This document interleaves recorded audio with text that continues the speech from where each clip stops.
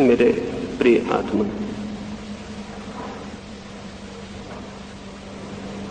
एक छोटी सी कहानी से मैं अपनी चर्चा शुरू करना चाहूंगा।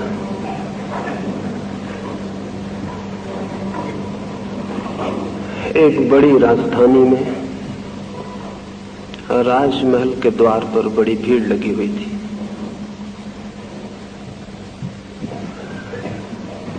भीड़ सुबह से लगनी शुरू हुई थी और बढ़ती ही जा रही थी।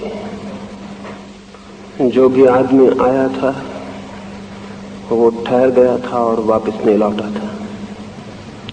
मैं भी भटकते हुए उस राजधानी में पहुंच गया था और मैं भी उस भीड़ में खड़ा हो गया।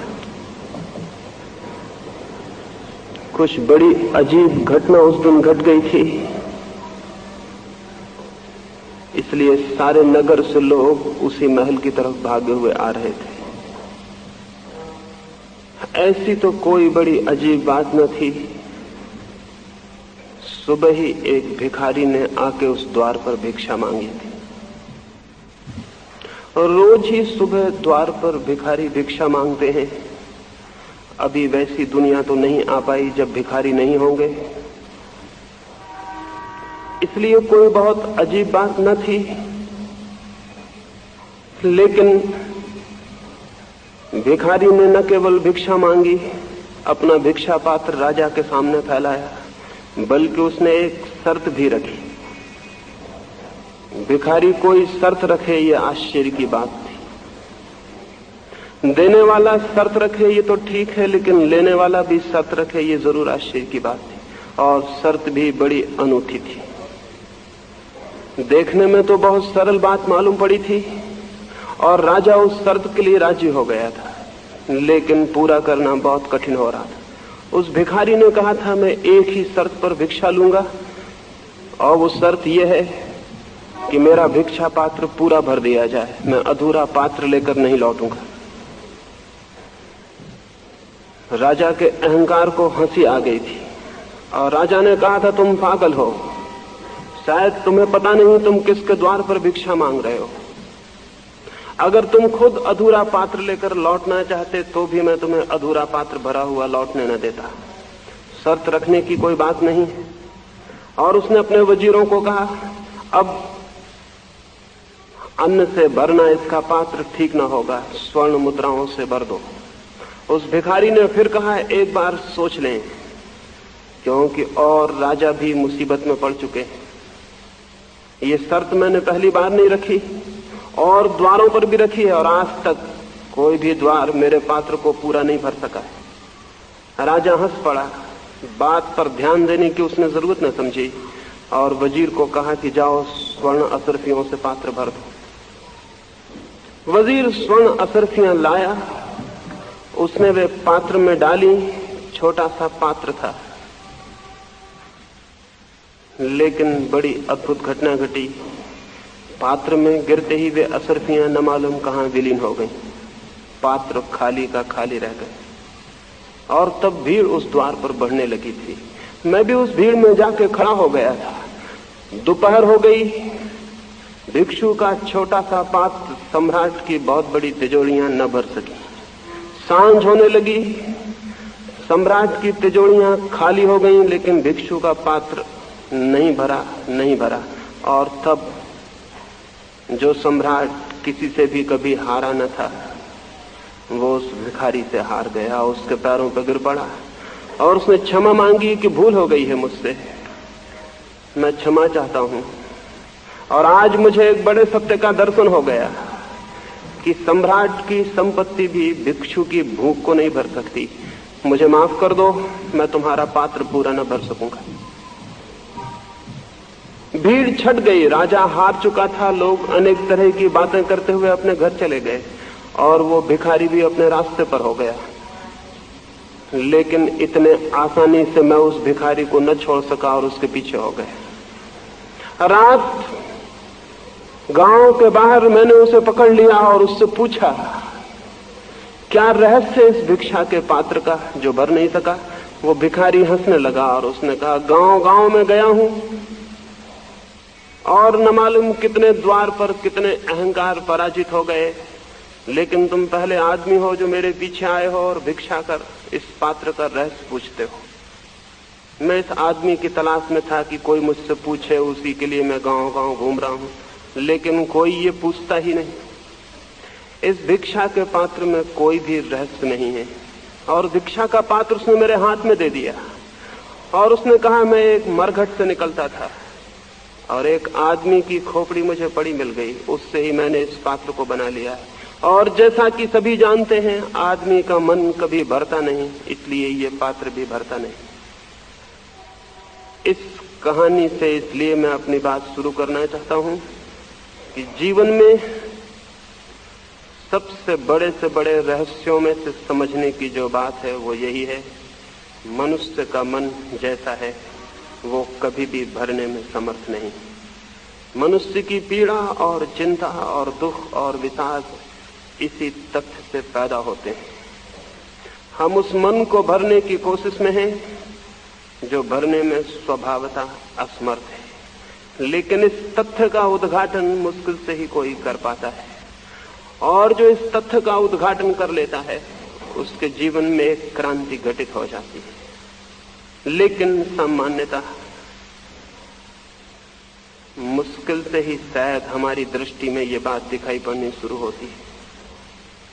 हम मन को भरने की कोशिश करते हैं अनेक दिशाओं में, धन से और यश से और पद से, महत्वाकांक्षाओं के न मालूम किन किन मार्गों पर चलकर हम उसे भरने की कोशिश करते हैं।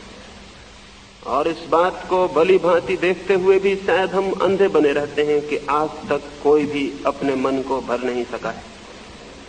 क्या किसी मनुष्य ने मनुष्य जाति के पूरे इतिहास में ये कहने का साहस दिखाया है कि मेरा मन भर गया, मेरा मन तृप्त हो गया?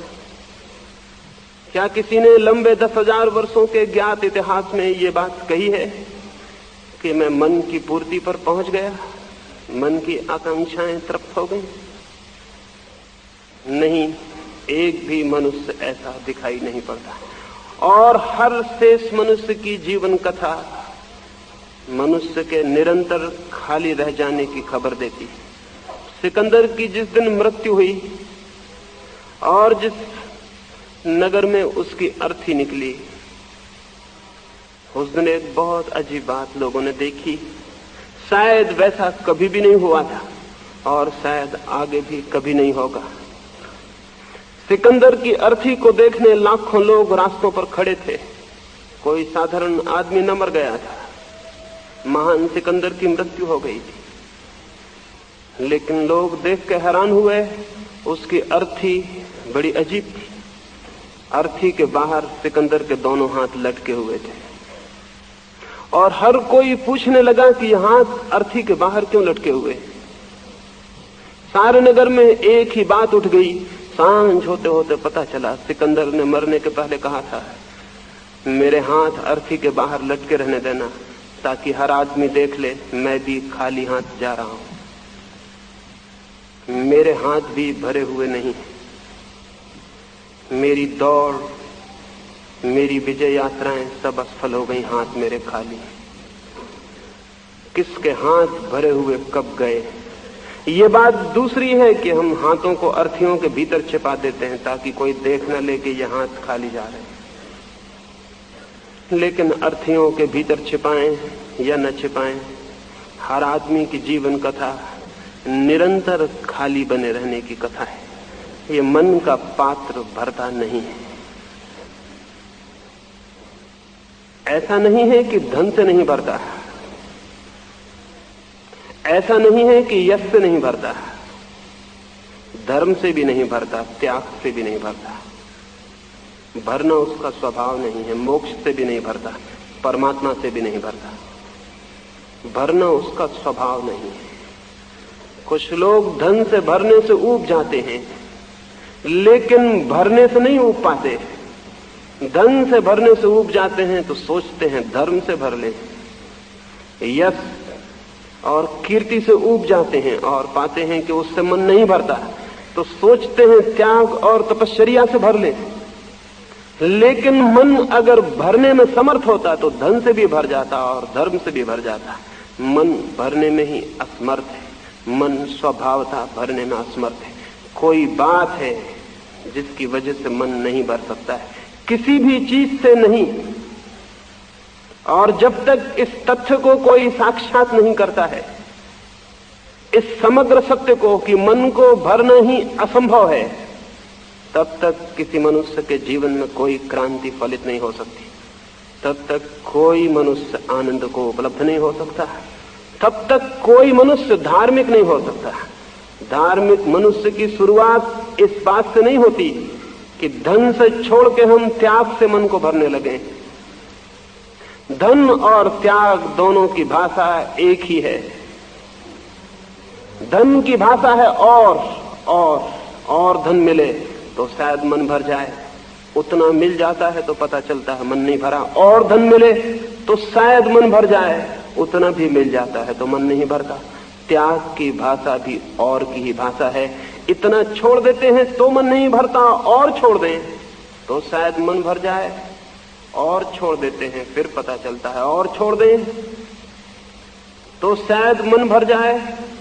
पकड़ने और छोड़ने का सवाल नहीं, और की भाषा समान है और भरने की आकांक्षा समान है। अगर मन स्वभावतः भरने में असमर्थ है तो शायद किसी रास्ते से उससे नहीं भरा जा सकेगा। और इसलिए मन के साथ मन के भराव के लिए की गई सारी बातें व्यर्थ हो जाती हैं, सारे निदान और सारी चिकित्सा व्यर्थ हो जाती है। और मनुष्य की जो गहरी चिंता है, जो तनाव है, जो दुख, उसके ऊपर मनुष्य नहीं उठ पाता है। अब तक हमने जो भी उपाय खोजे हैं वो असमर्थ हो गए, असफल हो गए। शायद हमने मूल बात नहीं पूछी और इसलिए सारी गड़बड़ हो गई। मैंने सुना है न्यूयॉर्क के एक छोटे से स्कूल में, जहां न्यूयॉर्क के धनपतियों के बच्चे पढ़ते थे, एक छोटे से बच्चे में कुछ अजीब से लक्षण दिखाई पड़ने शुरू हुए। चिंता की बात थी, लक्षण ऐसे थे कि चिंतित हो जाना जरूरी था। उस बच्चे ने इधर कोई 15-20 दिनों से हर चीज काले रंग में रंगना शुरू कर दी थी। वो चित्र बनाता तो काले ही रंग में बनाता, सूरज बनाता तो काले रंग का, गुलाब का फूल बनाता तो काले रंग का, समुद्र बनाता तो काले रंग का, आदमी बनाता तो काले रंग के। उसकी अध्यापिका चिंतित हो गई। काले रंग का इतना मोह भीतर चित्त में किसी गहरी उदासी और दुख की खबर देता था। स्कूल के मनोवैज्ञानिक को खबर की गई, उस बच्चे में ये काले के प्रति इतना मोह, अंधेरे के प्रति इतना आकर्षण शुभ नहीं था, जीवन का सूचक नहीं था, मृत्यु की खबर देता था। चिंता जरूरी थी, उसका इलाज होना जरूरी था। उसके भीतर कोई बात घटित हो रही थी जो बाहर काले रंगों में प्रकट होने लगी थी। एक आदमी हंसता है तो भीतर की कोई खबर लाता है, एक आदमी रोता है तो भीतर की कोई खबर लाता है। एक व्यक्ति काले रंगों के प्रति आकर्षित हो जाए तो भीतर की खबर देता है। उस बच्चे के जीवन में कुछ हो रहा था जिसकी खोजबीन जरूरी थी। मनोवैज्ञानिक ने 15 दिन तक खोजबीन की। उस बच्चे के घर में जाके, उस बच्चे के पड़ोस में, उस बच्चे के संबंध में सारी जानकारी इकट्ठी की और 15 दिन बाद एक बड़ी रिपोर्ट पेश की, जिसमें बहुत से कारण बताए गए थे। बच्चे की घर की जिंदगी शायद सुखद नहीं थी, बच्चे के माँ बाप के बीच शायद अच्छे संबंध नहीं थे, झगड़ा था, विरोध था, घर का वातावरण उदास था, प्रसन्न नहीं था, आसपास भी अच्छे लोग नहीं थे पड़ोस में। इन सब का शायद परिणाम बच्चे पे पड़ना शुरू हुआ था। बच्चे की माँ जब बच्चा गर्भ में था तब बीमार रही थी, शायद उसके परिणाम हुए थे। स्कूल के चिकित्सक को भी कहा गया, उसने भी जांच पड़ताल की, उसने बताया कि नहीं विटामिन की कमी है, शायद उनकी वजह से बच्चा उदास और शिथिल हो गया, शायद जीवन में उसके आनंद और थिरक में कमी हो गई। ये सारी रिपोर्टें आ गई और इसके पहले कि इलाज शुरू होता है एक और घटना घट गई जिसने सारे निदान को गलत कर दिया। स्कूल के चपरासी ने बच्चे को निकलते वक्त स्कूल से एक दिन उसके कान में पूछा कि मेरे बेटे मुझे तो बताओ, तुम काले रंग से ही चित्र क्यों बनाते हो? उस बच्चे ने कहा सच बात यह है कि मेरी डिब्बी के और सब रंग खो गए हैं, केवल काला रंग ही बचा और कोई बात नहीं है। उसे दूसरे रंग दे दिए गए और उसने दूसरे दिन से ही काले रंग में चित्रों का बनाना बंद कर दिया।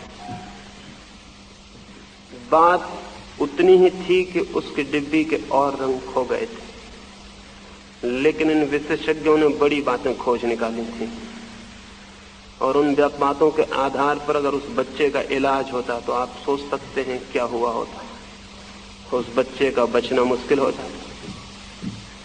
वे इलाज खतरनाक सिद्ध होते, क्योंकि जो बीमारी ही न हो उसकी चिकित्सा सिवाय खतरे के और क्या ला सकती। मनुष्य के साथ भी बहुत तरह के इलाज किए गए और मनुष्य के साथ सब इलाज खतरनाक सिद्ध हुए हैं, क्योंकि शायद हमने उसके भीतर गहरे में जाके ये पूछा ही नहीं असल बात क्या है। आदमी के भीतर हमने ठीक ठीक समस्या को पकड़ने की कोशिश नहीं की है और इलाज शुरू हो गए। 5-6 हजार वर्षों से मनुष्य के सब भांति के इलाज हो रहे हैं, सब तरह के विशेषज्ञ उसकी चिकित्सा कर रहे हैं और सच्चाई यह है कि मनुष्य ज्यादा से ज्यादा बीमार होता जा रहा है, स्वस्थ नहीं हो रहा। सारे धर्मों के इलाज, सारे विशेषज्ञों, सारे पुरोहितों, सारे गुरुओं की चिकित्साएं आदमी को और मरणासन्न किए दे रही हैं और अगर ये इलाज जारी रहे तो शायद आदमी के बचने की बहुत दिन संभावना नहीं। चिकित्सक बहुत हैं और गरीब आदमी उनके बीच फंस गया है और शायद हम ये पूछना ही भूल गए हैं एक सीधा सा सवाल कि यह आदमी की सारी बीमारी, आदमी की चिंता और दुख, उसकी बेचैनी, उसकी अशांति कहीं मन के स्वभाव के साथ ही तो संबंधित नहीं है। एक मुसलमान फकीर था। एक सुबह एक व्यक्ति ने उससे जाके कहा, मैं ईश्वर को खोजना चाहता हूं, मोक्ष पाना चाहता हूं, कोई रास्ता है? मन मेरा अशांत है, उसे शांत करना चाहता हूं, कोई मार्ग है? उस फकीर ने कहा, अभी तो मैं कुएं पर पानी भरने जा रहा हूं, मेरे साथ आओ। अगर कुएं से वापस लौटते वक्त भी मेरे साथ बने रहे तो शायद मैं कोई रास्ता सुझाऊं। वह आदमी हैरान हुआ कि कुएं से वापस लौटते वक्त ऐसी क्या कठिनाई होने वाली है कि मैं साथ न रहूंगा। वो फकीर के पीछे कुएं की तरफ गया। फकीर अपने घर से एक बाल्टी और एक बड़ा ड्रम लेके निकला। उस आदमी ने देखा तभी उसे शक हुआ। ड्रम बड़ा अजीब था, उसमें कोई पैंदी न थी, उसमें कोई तलहटी न थी, वो दोनों तरफ से पोला। क्या फकीर इसमें पानी भरने जा रहा? लेकिन बीच में कुछ बोलना ठीक न था। वो कुएं तक गया। फकीर ने वो ड्रम कुएं के पाट पर रखा जिसमें दोनों तरफ पोला था, कोई तलहटी न थी, कोई बॉटम न थी। बाल्टी कुएं में डाली, पानी खींचा और बाल्टी खींच के उस खाली ड्रम में डाली। पानी नीचे से बह गया, ड्रम खाली का खाली रह गया। उसने दोबारा बाल्टी डाली। वो आदमी बहुत साहस करके, बहुत धीरज रख के खड़ा रहा। सोचा है कि मेरा बोलना बीच में ठीक नहीं है। क्या इस आदमी को खुद ये बात दिखाई नहीं पड़ रही होगी कि पानी जिसमें डाला गया है उसमें भर नहीं सकेगा? दूसरी बाल्टी भरी गई और उस फकीर ने उसे भी उस ड्रम में डाल दिया। वो पानी भी बह गया और फकीर तीसरी बाल्टी भरने लगा। उस आदमी का धीरज टूट गया, किसी का भी टूट जाता। उसने फकीर के कंधे पर हाथ रखा और कहा, महानुभाव, ऐसे तो जिंदगी भर भरने से भी ये ड्रम भरने वाला नहीं, कृपा करके देखें तो सही। इस ड्रम में कोई तलहटी नहीं, इसमें कोई पैंदी नहीं, ये पानी भरेगा नहीं। उस फकीर ने कहा, तुमसे किसने सलाह मांगी? तुम मुझसे ज्ञान लेने आए थे या मुझे ज्ञान देने आए हो? उस फकीर ने कहा, अक्सर मैं देखता हूं जो लोग शिष्य बनने आते हैं थोड़ी देर में ही गुरु हो जाते। तुमसे किसने पूछा? बिना मांगे जो आदमी सलाह देता है उससे ज्यादा नासमझ कोई और है। तुमने अपनी नासमझी सिद्ध कर दी। और फिर मुझे इस ड्रम में पानी भरना है, तो मैं ड्रम के ऊपर की तरफ आंखें गड़ाए हुए हूं कि जब पानी वहां तक आ जाएगा तो मैं घर चला जाऊंगा, मुझे पेंदी से क्या लेना देना। मैं ऊपर की तरफ देख रहा हूं कि जब पानी भर जाएगा तो ऊपर की कगार तक आ जाएगा, तब मैं उठा के घर ले जाऊंगा। मुझे ऊपर की कगार तक पानी भरना है, बॉटम से मुझे क्या लेना देना। उसने अपनी बाल्टी फिर कुएं में डाल दी। वो आदमी सोचा कि इस आदमी के पास अब और खड़े रहना ठीक नहीं, यह आदमी पागल मालूम होता है। वह आदमी मुड़ा और अपने घर की तरफ चला गया। फकीर हंसा होगा और अपने ड्रम और बाल्टी को लेकर अपने घर चला गया। घर पहुंच के उस आदमी ने सोचा कि अरे, उसने मुझसे कहा था कि अगर लौटते में भी मेरे साथ रहे तो शायद मैं रास्ता बताऊं, मैं तो बीच में ही वापस आ गया हूं। और उसने रात सोचा कि जो सीधी सी बात मुझे दिखाई पड़ती थी, क्या उस फकीर को न दिखाई पड़ती होगी। फिर मैं क्यों बीच में बोला, कहीं इसमें कोई राज न हो, कोई रहस्य न हो। सुबह वो वापस लौटा, फकीर के पास गया और कहा, मैं क्षमा मांगता हूं, मैं ये पूछने आया हूं आप मुझे क्या सिखाना चाहते थे। वो फकीर बोला, तुम आदमी थोड़े समझदार हो, ये मेरी पुरानी तरकीब है ना समझ लोगों से छुटकारा पाने की। जो भी मुझसे पूछने आता है पहले मैं उसे कुएं पर ही ले जाता हूं, और यही ड्रम और यही बाल्टी। अक्सर तो लोग भाग जाते हैं फिर कभी नहीं लौटते, तुम वापस आ गए हो। तो मैं तुमसे ये निवेदन करना चाहता हूं कि जिस मन को तुम भरना चाहते हो आनंद से, परमात्मा से, कभी तुमने गौर किया उसमें कोई बॉटम है, कोई तलहटी है? कभी भीतर खोजबीन की कि कहीं इस ड्रम की तरह ही वो पोला ना हो और तुम भरते चले जाओ और वो खाली का खाली बना रहे? तो जाओ, पहले मन को खोजो, अगर उसमें तलहटी हो तो मेरे पास आ जाना, मैं तुम्हारे मन को भर दूंगा। और अगर तलहटी न हो, और अगर ये सत्य का तुम्हें दर्शन हो जाए कि ये मन भरा ही नहीं जा सकता, तो मैं तुम्हें विश्वास दिलाता हूं उसी क्षण तुम्हारी भरने की दौड़ समाप्त हो जाएगी। और जिस क्षण तुम्हारी ये दौड़ समाप्त हो जाएगी, तुम पाओगे कि तुम सदा से ही भरे हुए हो। जिस क्षण इस मन से तुम्हारा ये आग्रह छूट जाएगा कि मैं इसे भरूं, उसी क्षण तुम पाओगे कि मन के पीछे कोई मौजूद है जो निरंतर भरा हुआ है, जो कभी खाली ही नहीं है। उस सत्य का नाम ही आत्मा है। मन को भरने की एक दौड़ है, और इस भरने की दौड़ में ही हम आत्मा को नहीं देख पाते। मन को भरने की एक विक्षिप्त दौड़ है, और इस दौड़ में ही व्यस्त होने के कारण हम उसे नहीं उपलब्ध हो पाते हैं जो हम हैं। इस दौड़ से मुक्त हुए बिना कोई स्वयं की अनुभूति को उपलब्ध नहीं होता है। लेकिन इस दौड़ से मुक्त होने के लिए कोई प्रयास, कोई पॉजिटिव एफर्ट, कोई विधायक चेष्टा, कोई साधना काम नहीं दे सकती। इस मन से मुक्त होने के लिए हम कुछ और कुछ भी करेंगे, वो भी मन को ही भरने की दिशा में एक चेष्टा होगी। इस मन से मुक्त होने के लिए इस मन को जानना जरूरी है, इसे पूरी तरह से परिचित होना जरूरी है, इसकी पूरी स्थिति को देखना जरूरी है। और जिस दिन ये दिखाई पड़ जाता है कि मन तो एक बॉटमलेस पिट है, एक अतल खाई है जिसमें कुछ भी भरा नहीं जा सकता, जिस दिन ये अतल खाई मन की स्पष्ट दर्शन में आ जाती है, उसी दिन मनुष्य एक दूसरे आयाम में, एक दूसरी दिशा में गतिमान हो जाता है, जहां कभी भी कुछ खाली नहीं है, जहां सब कुछ भरा हुआ है। उस दिशा का नाम ही परमात्मा है। और दो ही दिशाएं हैं, एक मन को भरने की दिशा जो असफल है, सतत असफल है, जो व्यर्थ है, और जिसके अंतिम परिणाम में खाली हाथों के अतिरिक्त और कुछ उपलब्ध नहीं हो सकता। इस मन को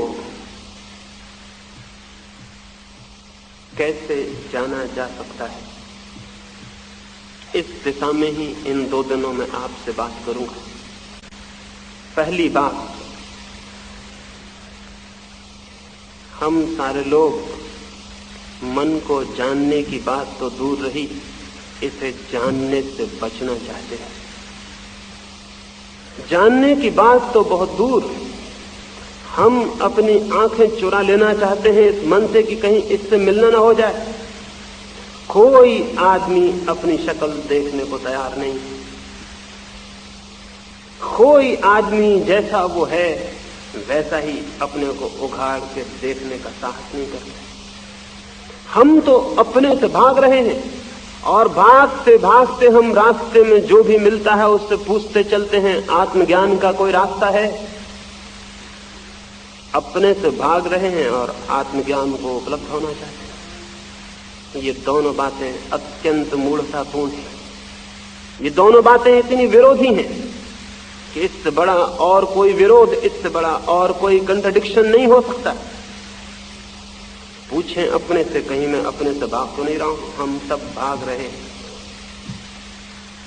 भागने के हमने बहुत से रास्ते ईजाद कर लिए। कोई भी आदमी ठीक अपने आमने सामने नहीं होना चाहता, आंख चुराता है अपने से, और इस आंख चुराने के लिए जो उपाय करता है वो ये कि जो वो नहीं है वही अपने को समझ लेता है। हिंसक व्यक्ति अपने को अहिंसक समझ लेता है, अधार्मिक व्यक्ति अपने को धार्मिक समझ लेता है, ताकि जो अधार्मिकता है वो दिखाई ना पड़े, वो आमने सामने ना आ जाए। तो सस्ती तरकीबें खोज लेता है। अधार्मिक व्यक्ति रोज सुबह उठ के मंदिर जाने लगता है ताकि उसे दिखाई पड़ने लगे कि मैं धार्मिक हूं। हिंसक व्यक्ति पानी छान के पीने लगता है ताकि उसे दिखाई पड़ने लगे कि मैं अहिंसक हूं।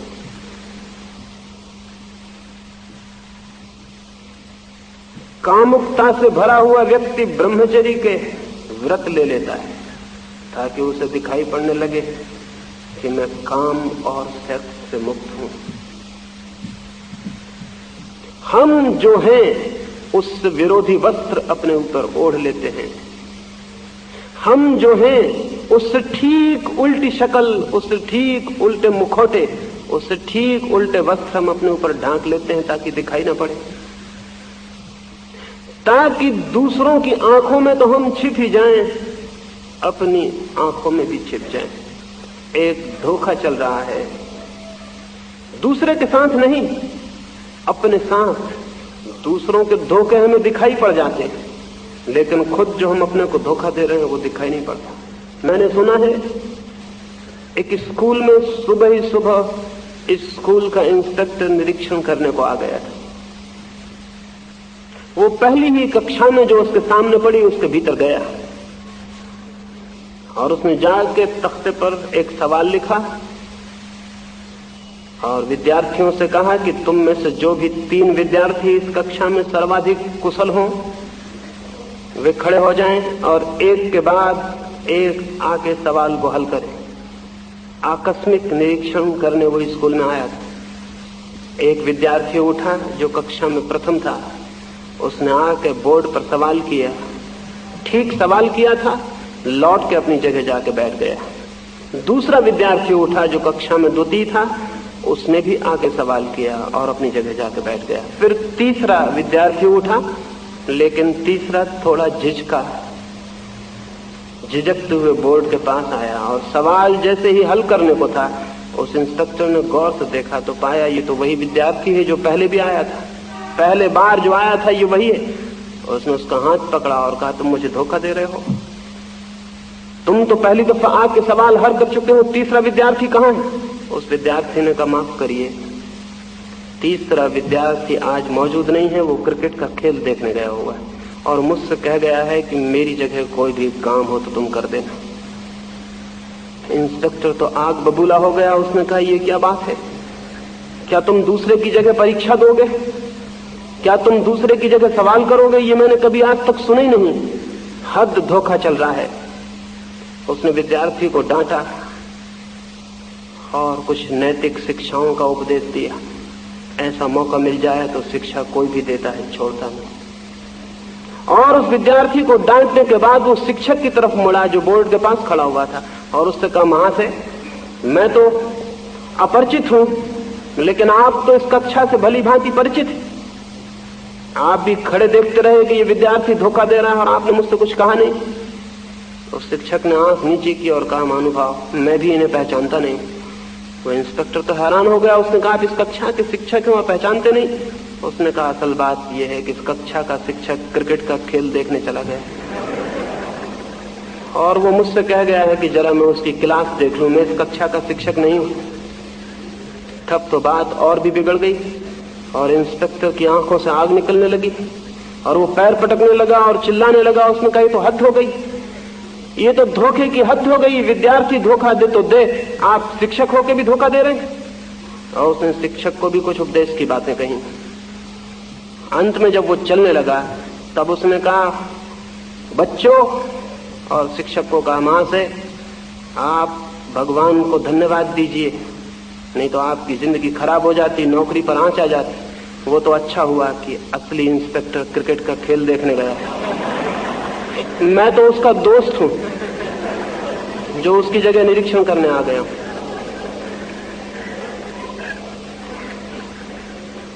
ये हमें हंसने जैसी बात मालूम होती, लेकिन जिंदगी ने ऐसे ही रास्ते पकड़ लिए हैं जहां सब धोखा हो गया,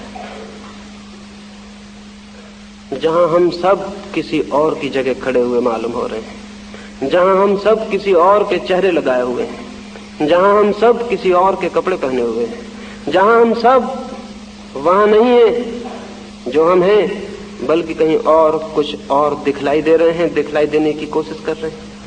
और इस सारे धोखे में किसी और का नुकसान होता हो या न होता हो, एक बात निश्चित हो जाती है, स्वयं से परिचित होने के सारे रास्ते बंद हो जाते हैं। क्योंकि इस निरंतर धोखाधड़ी में हम ये भूल ही जाते हैं कि हम कौन हैं, वस्तुतः हम कौन हैं। अपने को पहचानने के लिए जो झूठे वस्त्र हमने पहन रखे हैं और झूठी शक्लें बना रखी हैं, उन शक्लों को और वस्त्रों को उतार देना अत्यंत आवश्यक है। इसे ही मैं तपश्चर्या कहता हूं। जो अभिनय हमने ओढ़ रखे हैं उनको अलग कर देना ही तपश्चर्या है। वस्त्र छोड़ के नग्न खड़ा हो जाना बहुत आसान है, लेकिन मन पर और व्यक्तित्व के जो हमने वस्त्र ओढ़ रखे हैं उनको छोड़ के नग्न होना बहुत कठिन है।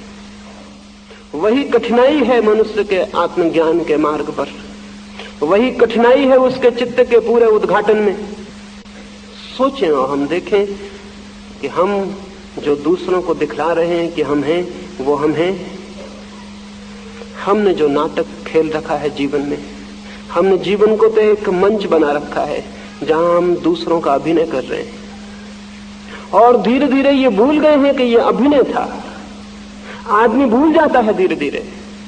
बर्ट्रैंड रसल ने एक संस्मरण लिखा है, और लिखा है, एक दिन सुबह में अपने द्वार के बाहर बैठा हुआ था और एक आदमी आया और उसने कहा, महाशय आप बड़ी कठिन किताबें लिखते हैं। खैर आपकी ज्यादा किताबें तो मैंने पढ़ी नहीं, लेकिन एक किताब मैंने पढ़ी जिसमें मुझे कुछ भी समझ में नहीं आया। एक वाक्य भर मेरी समझ में आया और वो वाक्य एकदम गलत है। जो समझ में आया है वो एकदम गलत है, झूठ है वो बात। बर्ट्रैंड रसल ने कहा, कौन सा वो वाक्य है जो आपकी समझ में आया और क्या भूल है उसमें? उस आदमी ने कहा, आपने लिखा है सीजर इज डेड, सीजर मर चुका है। यही मेरी समझ में आया और ये बिल्कुल झूठ, ये बात अफवाह है। बर्ट्रैंड रसल तो हैरान हो गए, सीजर को मरे तो सैकड़ों वर्ष हो चुके।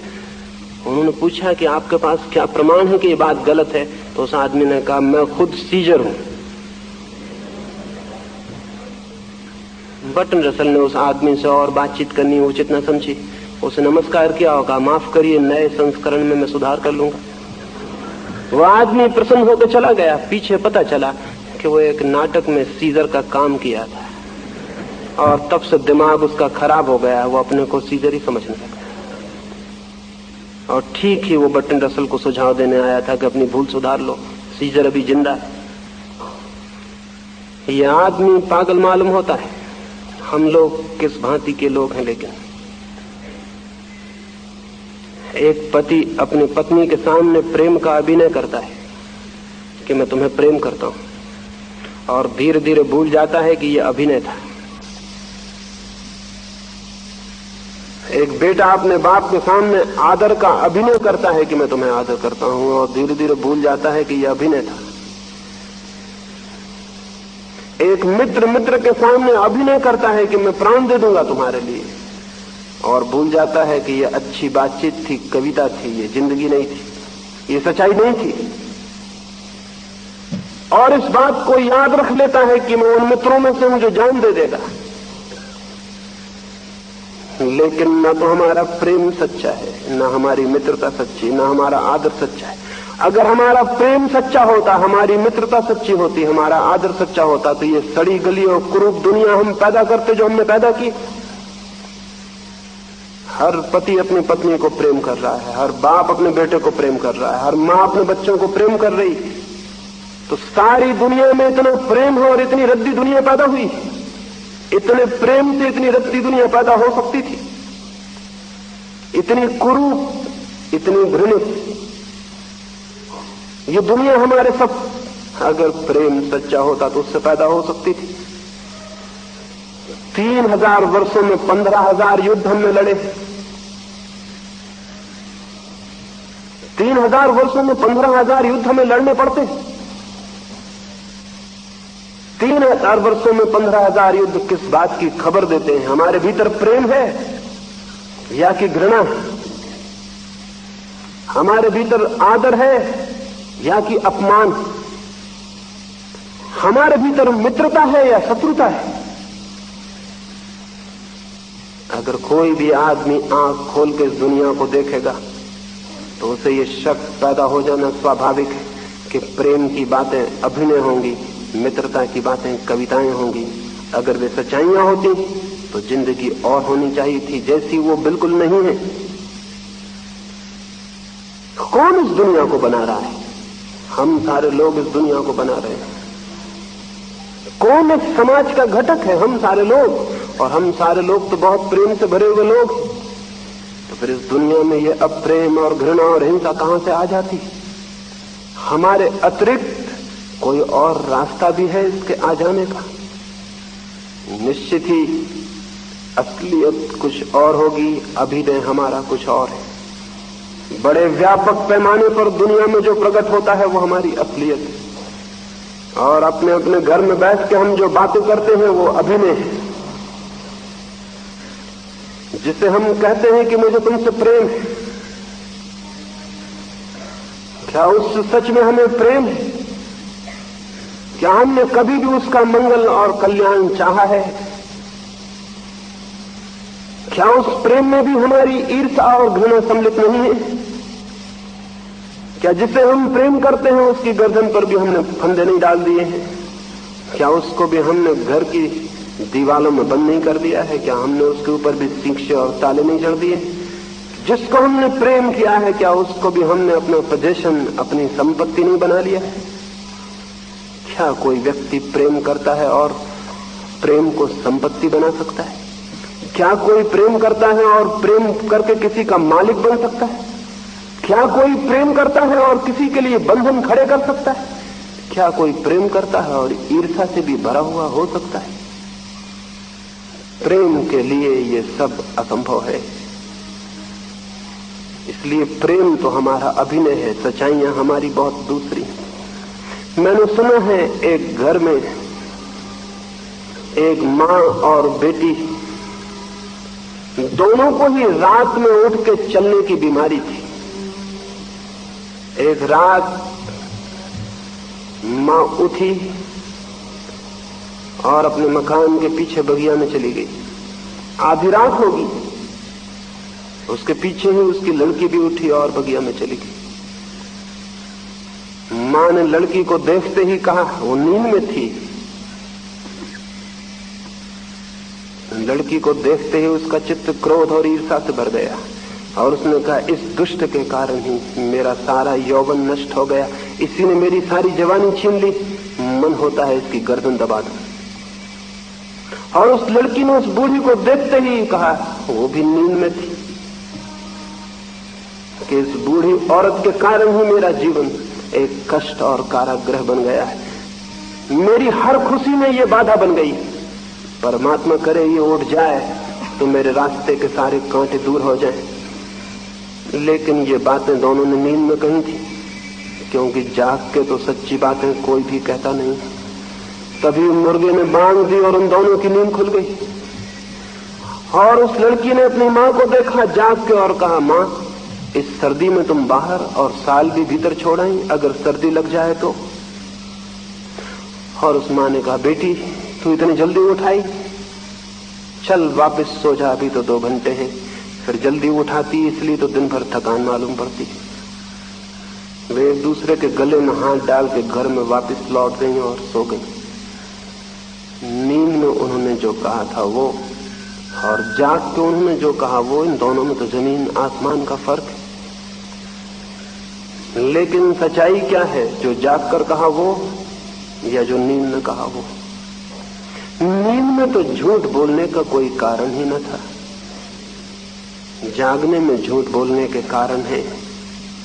क्योंकि जागने में सब सोच विचार आ गया कि क्या कहना ठीक है और क्या नहीं, और जागने में ख्याल आ गया कि कौन माँ है और कौन बेटी, और जागने में सारा शिष्टाचार, और जागने में सारी बातें ख्याल में आ गई, और उन ख्याल में आई हुई बातों से जो पैदा हुआ वो झूठा है, वो अभिनय है। नींद में तो सच्चाइयां खुल गई थी। आदमी की सच्चाइयां उसके सपनों में ज्यादा खुल जाती हैं बजाय उसके जागने के। और एक आदमी अगर नशा करके खड़ा हो जाए तो ज्यादा सच्चाई से वही होता है जो वो है।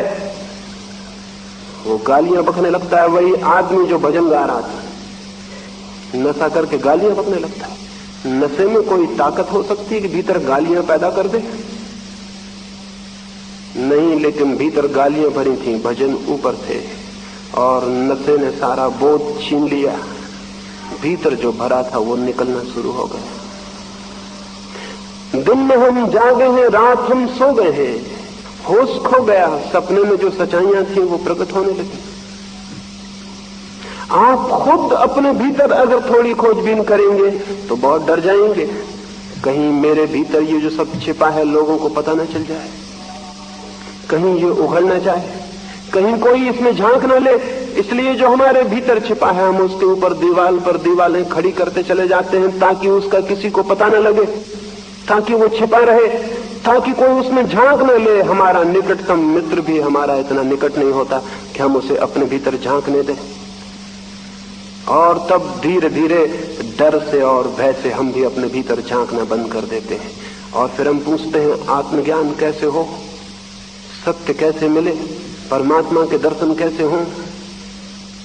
जो अपने ही दर्शन करने को राजी नहीं है वो और किस सत्य के दर्शन करने की आकांक्षा कर सकता है? या उसकी आकांक्षा में कितनी सच्चाई हो सकती, कितनी उत्कंठा हो सकती?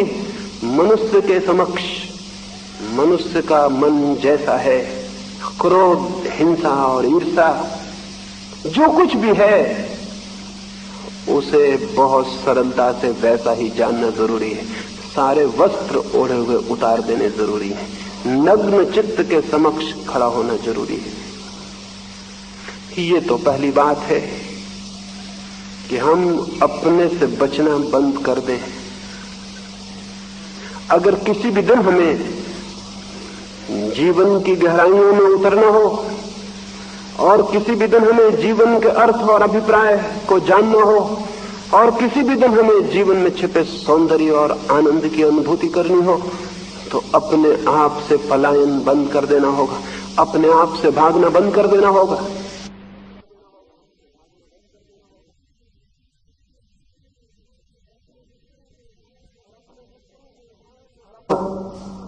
और अपने वस्त्रों को उघाड़ के देखना ही पड़ेगा, चाहे ये कितना ही पीड़ादायी हो, चाहे ये कितना ही कष्टप्रद हो, और चाहे कितनी ही सांत्वना हमसे छिन जाए और हमारा संतोष नष्ट हो जाए, लेकिन देखना ही होगा इस बात को। इसे बिना देखे कोई रास्ता सत्य तक न कभी गया है और न जा सकता है। ये तो पहली बात है कि हम अपने से भागना बंद कर दें। और अपने से हम भाग रहे हैं, नए नए रास्ते खोज रहे हैं, और ये अपने से भागना इतना ज्यादा तीव्र हो सकता है या अपने आप की पीड़ा इतनी गहरी हो सकती है कि हम किसी तरह न केवल अपने से भागना चाहें बल्कि पीड़ा से घबरा के अपने को भूलना भी चाहें। भागने के बाद भूलने की सीमा आ जाती है। जो आदमी अपने से निरंतर भागता रहता है, आखिर में उसे पता चलता है मैं कितना ही भागूं, लौट लौट के कुछ चीजें दिखाई पड़ जाती, बार बार अपने से मिलना हो जाता है। आखिर कोई अपने से भाग कैसे सकता है? किसी और चीज से भागता तो भाग भी सकता था। मैं अगर भाग के जंगल चला जाऊं, आप सब तो पीछे छूट जाएंगे, लेकिन मैं अपने साथ ही वहां पहुंच जाऊंगा। मैं जहां भी भागूंगा मैं अपने साथ रहूंगा। तो भागने की अतिशयता एक दिन इस निष्कर्ष पर ले आती है कि भागने से काम नहीं चलेगा, भूलना जरूरी। तब हजार तरह के नशे खोजने की बात शुरू हो जाती। कोई आदमी शराब पी के अपने को भूलना चाहता है, कोई आदमी संगीत में भूलना चाहता है, कोई आदमी सेक्स में अपने को भूल जाना चाहता है। कुछ भले लोग हैं वो इस तरह के नशे करने पसंद नहीं करते, तो उन्होंने भले आदमियों के नशे ईजाद कर लिए हैं। कोई राम राम जप के अपने को भूल जाना चाहता है, कोई मंदिर में जाके भजन कीर्तन करता है, नाचता है और भूल जाना चाहता है, कोई गीता और कुरान और बाइबल पढ़ता है और उन्हीं में अपने को भूल जाना चाहता है। लेकिन नशे चाहे अच्छे हों चाहे बुरे, उनका काम एक ही है कि किसी भांति हम अपने को भूल जाएं। वो जो हम हैं उसकी हमें स्मृति न रह जाए, वो द्वार बंद हो जाए जो हम हैं। बहुत राहत मिलती है जैसे ही कोई अपने को भूलने में समर्थ होता है, बहुत राहत मिलती है। यूरोप और अमेरिका में नई नई इजादें कर रहे हैं, नए ड्रग्स खोज रहे हैं, मस्कलीन है, LSD है और कुछ है। बहुत पुराने दिन से ये खोज चल रही है। वेद के ऋषियों से लेके आज तक, सोमरस से लेके LSD तक वही खोज चल रही कि अपने को किस तरह भूल जाएं। कोई नशा कर लें और अपने को भूल जाएं। भूल जाने में अच्छा लगता है क्योंकि अपने को जानने में बुरा लगता है। वो जो अपने को जानने की पीड़ा है, दंश है, द्वंद्व है, तकलीफ है कि मैं ये क्या हूं, उसे जितनी देर को हम भूल जाते हैं तो हम तो भगवान हो जाते हैं। क्योंकि वो सारा अंधेरा भूल गया, सब ज्योति हो गई, वो सारे घाव भूल गए, सब स्वस्थ हो गया, वो सब पीड़ाएं भूल गई, चिंताएं भूल गई, सब शांत और संगीत हो गया। लेकिन कोई अपने को कितनी देर भूले रह सकता है? और भूला रहना क्या कोई क्रांति है या कि कोई परिवर्तन? भूलना कोई मार्ग तो नहीं हो सकता, न भागना कोई मार्ग हो सकता है, न भूलना कोई मार्ग हो सकता है। भूलने से क्या हित है? सो जाने से कौन सी राहत है? सो जाने से वो चीज दबी रह जाएगी, भीतर दिखाई नहीं पड़ेगी, लेकिन कब तक सो रहेंगे? क्या सोने से उसका अंत हो जाएगा जिससे हमने भागना चाहा? क्या आत्मविस्मरण से जीवन की चिंता से छुटकारा हो जाएगा? क्या आत्मविस्मरण मुक्ति बन सकता है? नहीं, बिल्कुल नहीं, कभी भी नहीं। बल्कि जितनी देर आत्मविस्मरण में बीतता है उतना जीवन व्यर्थ हो जाता है, उतना अवसर खो जाता है जिसमें हम अपने को जान लेते और शायद बदल लेते, उतना अवसर अपने हाथ से हम खो देते हैं, उतना अवसर हमारे हाथ से व्यर्थ बीत जाता है।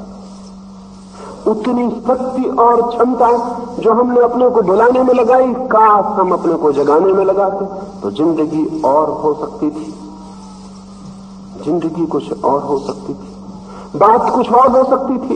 लेकिन हमने अपने को बुलाने में लगाया। एक आदमी के पैर में फोड़ा हो और वो नशा करके भूल जाए, एक आदमी के सिर में दर्द हो और वो अफीम खा के सो जाए, और एक आदमी के जिंदगी में चिंता हो, पीड़ा हो, परेशानी हो और वो भजन करता रहे और भूल जाए।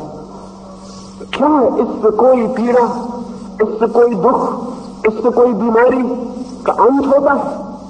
नहीं, उसका तो कोई अंत कैसे होगा?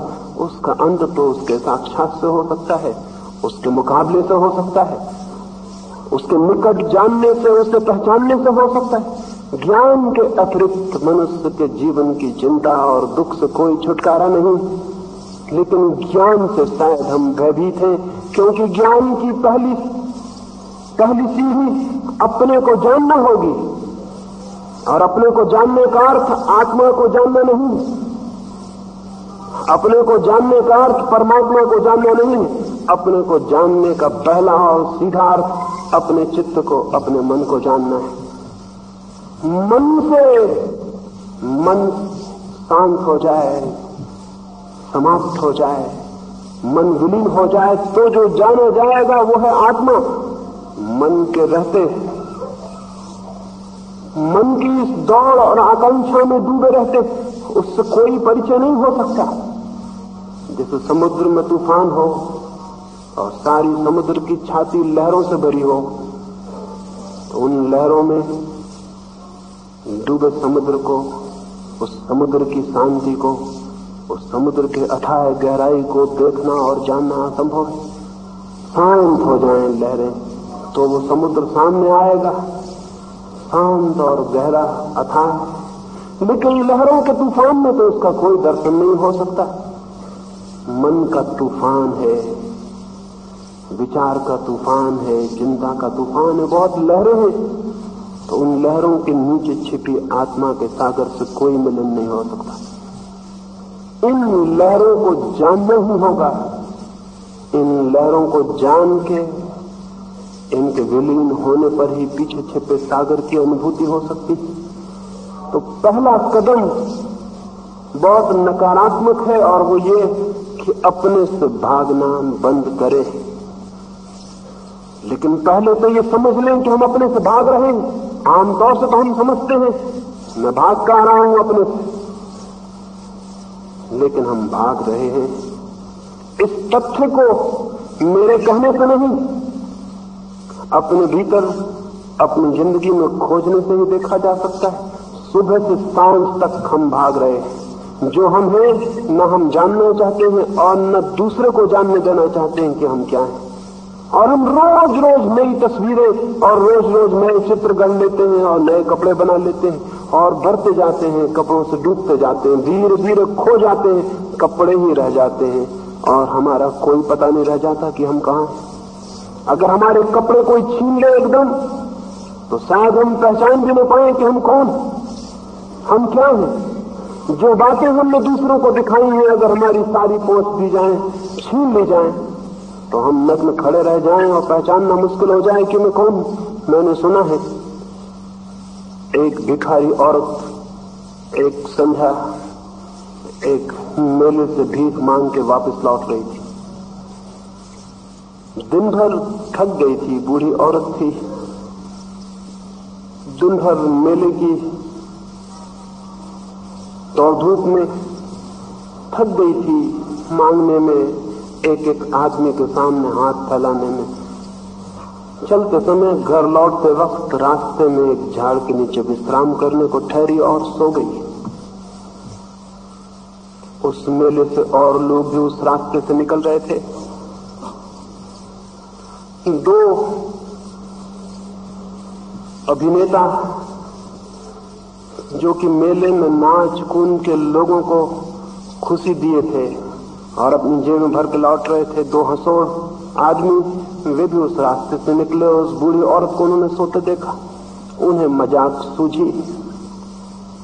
उन्होंने उसके डिब्बे को उठा लिया जिसमें उसने दिन भर के पैसे इकट्ठे किए थे। उसकी टोकरी में जो सामान उसने मांगा था वो भी निकाल लिया और चलते वक्त आखिरी मजाक की जो कोई भी आदमी किसी दूसरे आदमी के साथ कर सकता है। चलते वक्त उस सोई थकी बूढ़ी औरत के कपड़े भी वे निकाल के ले गए। वो थकी बूढ़ी औरत नग्न पड़ी रह गई। सब कुछ उसका ले गए थे, उसके भिक्षा का पात्र, उसकी मांगी हुई चीजें, उसके पैसे और उसके वस्त्र भी।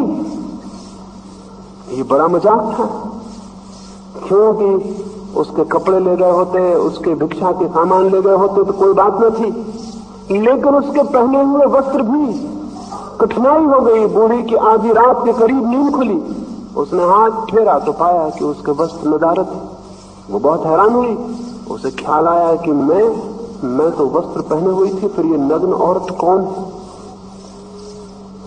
उसने अपने डब्बे को देखा, डब्बा नदारत था। उसने कहा मैं तो भिक्षा मांग के लाई थी और बस मेरा डब्बा भरा हुआ था पैसों से। डब्बा कहाँ है, मेरी टोकरी कहाँ है, मेरी पोटली कहाँ है? कुछ भी न था। और तब वो खड़ी हुई, उसने देखा उसके ऊपर कोई वस्त्र नहीं है। उसे बड़ी कठिनाई हो गई पहचानने में कि मैं कौन। उसे बड़ी हैरानी हुई कि मैं जो थी उसके पास तो वस्त्र थे,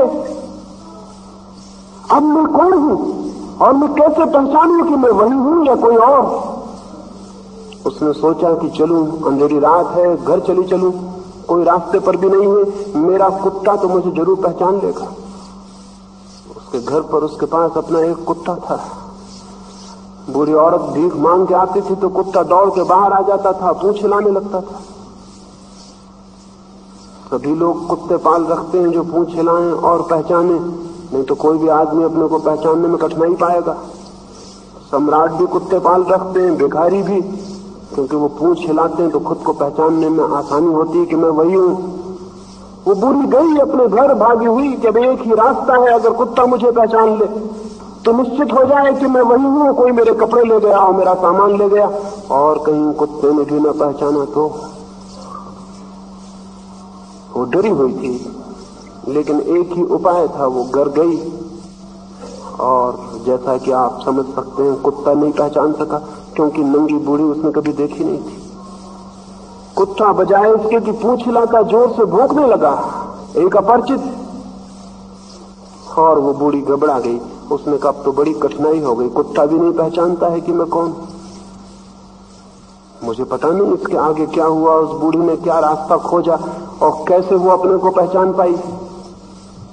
लेकिन हम सबकी भी यही हालत हो जाए अगर रात सोते में हमारे ओढ़े हुए सारे वस्त्र, हमारे व्यक्तित्व की सारी चादरें कोई खींच ले और सुबह हम पाएं कि वो जो पद, वो जो नाम, वो जो प्रतिष्ठा, वो जो सब कुछ अखबारों ने हमारे लिए कहा था, वो और पड़ोस के लोग जो हमसे कहते थे, वो सब छीन लिया गया है और मेरे पास वो कुछ भी नहीं है। वो तख्तियां जो मैंने घर के आगे लगा रखी थी, वो सर्टिफिकेट जो मेरे पास थे, वो मेरे पास कुछ भी नहीं है। उस नग्न अवस्था में हम भी अपने को न पहचान पाएंगे। हम अपने को पहचानते ही नहीं, दूसरे लोग हमें पहचानते हैं, इसी से हम अपने को पहचानने लगते। कोई आपसे कहता है आप बहुत भले आदमी हैं और आपके भीतर एक ख्याल बन जाता है कि आप बहुत भले आदमी, और कोई कहता है आप बहुत बुरे आदमी हैं तो आपको चोट लगती है। क्यों कि पहले आदमी ने जो भले आदमी की आपके भीतर धारणा भर दी थी, ये उस धारणा को छीन रहा है और आप फिर खाली हो जाएंगे और भीतर फिर कोई धारणा न रह जाएगी। 24 घंटे हम अपने संबंध में एक इमेज, एक प्रतिमा खड़ा करने में लगे हुए हैं और ये प्रतिमा हम खड़ी कर भी लेते हैं। कोई कुछ बन जाता है, कोई कुछ, लेकिन भीतर वो जो हमारे छिपा है उससे हम अपरिचित ही रह जाते हैं। और ये प्रतिमा रोज रोज बदलनी पड़ती है क्योंकि आसपास के लोग रोज बदल जाते हैं। नेपोलियन हार गया और सेंट हेलेना के द्वीप में उसको बंद कर दिया गया। महान विजेता एक कैदी की भांति बंद हो गया था, लेकिन दुश्मनों ने भलमनचाहत बरती थी, उसके हाथ में हथकड़ियां नहीं डाली थी। द्वीप पर चलने फिरने की उसे आजादी थी, लेकिन द्वीप से भागने का कोई उपाय न था। सुबह ही सुबह वो घूमने निकला था और दुश्मनों ने ये भी भलमनचाहत की थी कि उसके डॉक्टर को भी उसके पास छोड़ दिया था।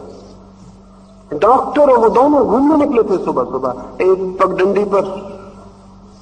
उस ओर से छोटे से पहाड़ी रास्ते पर एक औरत अपनी घास की गठरी लिए हुए आती थी। नेपोलियन का डॉक्टर एकदम चिल्लाया और कहा, घसियारे रास्ता छोड़, देखती नहीं है नेपोलियन आ रहा है। लेकिन नेपोलियन ने उस डॉक्टर को कहा, मेरे मित्र, वो प्रतिमा नष्ट हो गई जो कल तक मेरी थी, तुम भूल में हो, अब कोई नेपोलियन नहीं, मैं एक साधारण कैदी हूं। तुम वही प्रतिमा ढो जा रहे हो जो कल तक मेरी थी, वो टूट गई, मुझे रास्ते से हट जाना चाहिए। और नेपोलियन रास्ते से हट गया और उसने कहा, वो दिन गए जब मैं पहाड़ से कहता कि हट जाओ और पहाड़ हट जाते।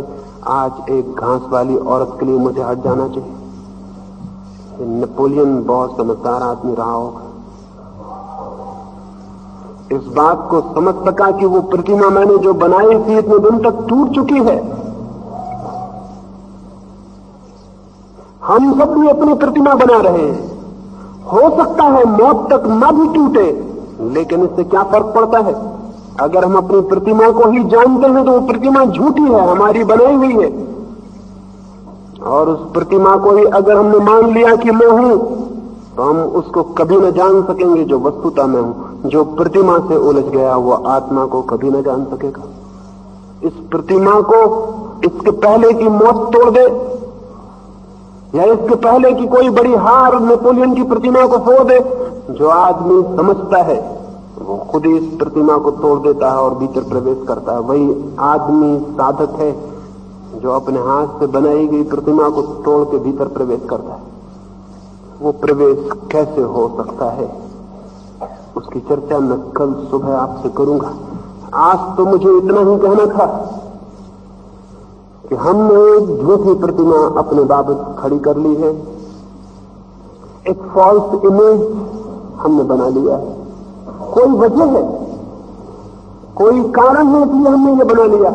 आत्मज्ञान का जो अभाव है उसको भरने के लिए हमने एक झूठी प्रतिमा बना ली और उसी को मान लिया है कि मैं हूं।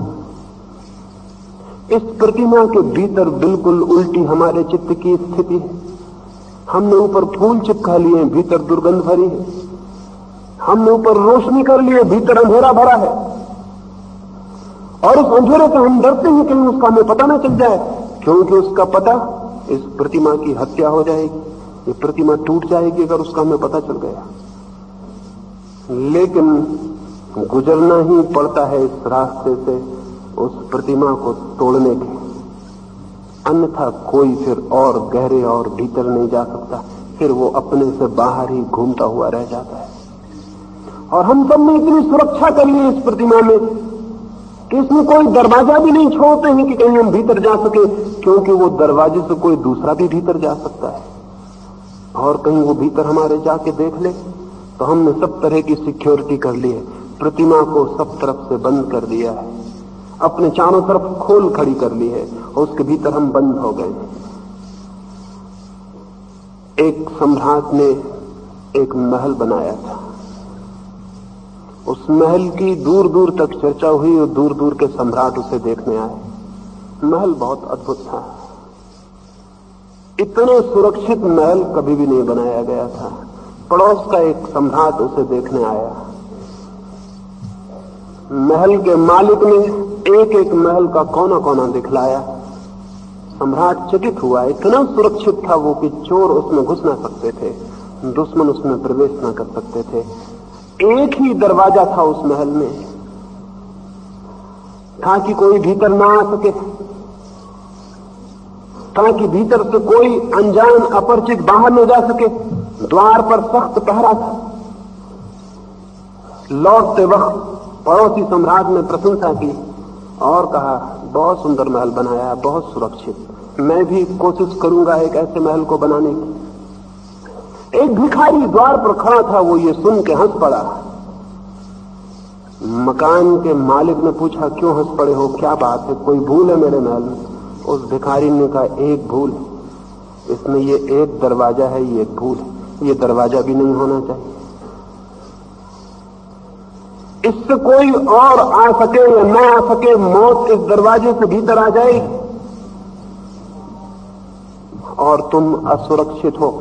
भीतर बंद हो जाओ, ये दरवाजा भी बंद कर लो, तुम पूरी तरह सुरक्षित हो जाओ। कब्र में ही आदमी पूरी तरह सुरक्षित हो सकता है। इसलिए उल्टा भी सच है, जो आदमी पूरी तरह सुरक्षित हो जाता है वो कब्र में बंद हो जाता है। और हम सब ने अपनी अपनी कब्र बना ली है, अपनी अपनी प्रतिमाओं में, अपने अपने झूठे रूप में हमने अपनी अपनी कब्र बना ली, उसके भीतर हम सुरक्षित हो गए। ये सुरक्षा मौत है और इस मौत से बेचैनी और घबराहट पैदा होती। इस सुरक्षा से बाहर निकलने का मन होता है, स्वतंत्रता की आकांक्षा होती है, चिंता होती है, अशांति पैदा होती है तब हम पूछते हैं कि हम शांत कैसे हो जाएं, हम मुक्त कैसे हो जाएं। अमुक्ति हमने बना ली है, बंधन हमने खड़े कर लिए, दीवारें हमने बना ली है, कब्र हमने खड़ी कर ली, और हम पूछ रहे हैं सारी दुनिया में कि हम मुक्त कैसे हो जाएं। कौन करेगा मुक्त आपको? कोई तीर्थंकर करेगा, कोई अवतार करेगा, कोई बुद्ध करेंगे, कोई गुरु करेगा, कोई किसी को मुक्त नहीं कर सकता। आप तो अपनी दीवारें खड़ी कर रहे हैं और चिल्लाते हैं कि हमें मुक्त होना है। कृपा करें, पहचाने आप अपनी अमुक्ति खुद हैं, और जिस दिन आपको ये दिखाई पड़ जाएगा कि आपकी सुरक्षा ही आपका बंधन और कारागृह बन गई है, अपनी सुरक्षा में खड़ी की गई अपनी ही प्रतिमा हमारी मृत्यु बन गई है, उसी दिन इस प्रतिमा को तोड़ देना क्षण भर का काम होगा। आप इसको बनाते हैं इसलिए ये है, जिस दिन आप नहीं बनाते हैं उसी दिन ये विलीन हो जाती है। इसकी अपनी कोई सामर्थ्य और शक्ति नहीं। अमुक्ति मनुष्य का अपना सृजन है, और जिस दिन वो इसका सृजन बंद कर देता है उसी क्षण मुक्त हो जाता है। और जो मुक्त है उसके लिए न कोई दुख है न कोई पीड़ा है, उसके लिए शाश्वत आनंद के अमृत के द्वार खुल जाते हैं, और उस आनंद में वो जिसे पहचानता है वही परमात्मा है। तब सब तरफ परमात्मा ही शेष रह जाता है। जब तक हम अपने कारागृह में बंद हैं तब तक हमारे भीतर भी परमात्मा नहीं है, और जिस दिन हम अपने कारागृह को तोड़कर मुक्त हो जाते हैं उसी दिन सब तरफ भीतर और बाहर वही है, केवल वही है, केवल परमात्मा ही है। उसे जो जान लेता है वो धन्य है, वो कृतार्थ हो जाता है। जो उससे अपरिचित रह जाता है उसका जीवन एक दुख की कथा है, उसका जीवन एक लंबी मृत्यु है, उसका जीवन एक अंधकारपूर्ण रात्रि है, उसके जीवन में जीवन जैसा कुछ भी नहीं। कैसे इस बंधन से जो हमारा ही निर्मित है छुटकारा हो सकता है, उसकी बात कल सुबह मैं आपसे करूंगा। मेरी बातों को इतनी शांति और प्रेम से सुना, उसके लिए बहुत बहुत अनुग्रहित हूं, और अंत में सबके भीतर बैठे परमात्मा को प्रणाम करता हूं। मेरे प्रणाम स्वीकार करें।